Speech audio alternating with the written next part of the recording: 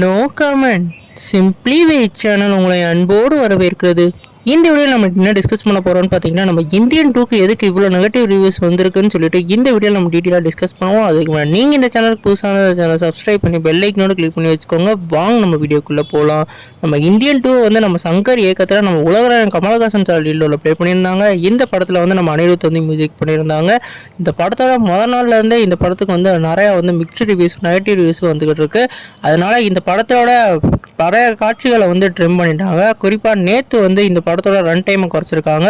2 மணி நேரம் 40 நிமிஷமாக இந்த படத்தோட ரன் டைம் குறைச்சிருக்காங்க. அவ்வளோ நெகட்டிவ் ரிவ்யூஸ் வரதுக்கான காரணம் வந்து இந்தியன் 1ஓட இம்பேக்ட் தான். ஏன்னா இந்தியன் 1ஓட ஸ்க்ரீன் பிளேயும் அதே மாதிரி ஸ்டோரி நரேஷனும் நம்மளோட சங்கர் வேறு லெவலில் பண்ணியிருப்பார். குறிப்பாக இந்தியன் தாத்தாவை பார்க்கலே ஒரு ரெஸ்பெக்டும் அதே மாதிரி ஒரு பயம் கலந்த ஒரு மரியாதையும் வந்து ஏற்பட்டிருக்கும்.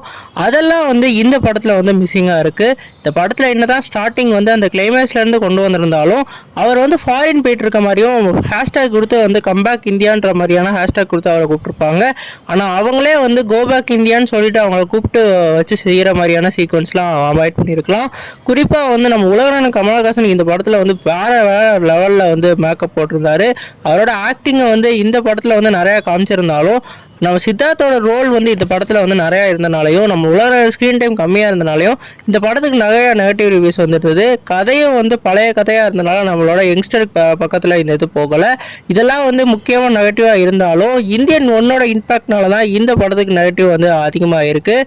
நம்மளோட உலகம் ஏற்கனவே வந்து கல்கின்னு ஒரு படத்தில் இப்போ தான் நடித்து முடிச்சிருந்தாரு. அவர் என்னதான் 2 சீன் வந்திருந்தாலும் அவரோட ரோல் அவ்வளோ பேசப்பட்டது.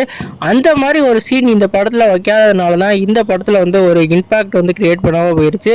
இப்போ இந்த படத்தோட அவங்க என்ன சொல்கிறாங்கன்னா, இந்தியன் 3ல் வந்து நம்மளோட உலகநாயகனோட வேறு லெவல் ஸ்க்ரீன் பிளேஸ்ன்ட்டு வந்து பார்க்க போகிறீங்க. உலகநாயகனுக்கு இதுதான் பிடிச்சிருக்குன்னு சொல்லிட்டு இப்போ வந்து சொல்லிட்டு இருக்காங்க. நீங்கள் வந்து இன்டர்வியூலாம் பார்த்தீங்கன்னா எல்லா இன்டர்வியூலும் நம்மளோட உலகநாயகன் இந்தியன் 2க்கு முன்னாடி இந்தியன் 3 தான் எனக்கு பிடிச்சிருந்தது, இந்தியன் 3க்காக தான் இந்தியன் 2 ஒத்துக்கிட்டேன்னு சொல்லிட்டு இருப்பாரு. ஏன்னா அதில் தான் அவரோட ராஜாவாக வர அந்த சீன்ஸு அதே மாதிரி அவருக்கு இம்பாக்ட் கொடுக்குற சீன்ஸ்லாம் நிறையாவே இருந்தது. அதனால் இந்தியன் 3க்கு வந்து இப்போ வந்து நிறையா பேர் வந்து சொல்லிக்கிட்டு இருக்காங்க. நீங்கள் சொல்லுங்கள் ஃப்ரெண்ட்ஸ், இந்த படத்துக்கு நீங்கள் என்ன மாதிரி ரேட்டிங் கொடுப்பீங்க கமெண்ட் பண்ணுங்கள். இந்தியன் 3க்கு வெயிட் பண்ணுறீங்க இல்லைன்னு கமெண்ட் பண்ணுங்கள். இந்த வீடியோ உங்களுக்கு சாட்டிஸ்ஃபை லைக் பண்ணுங்கள், சப்ஸ்கிரைப் பண்ணுங்கள்.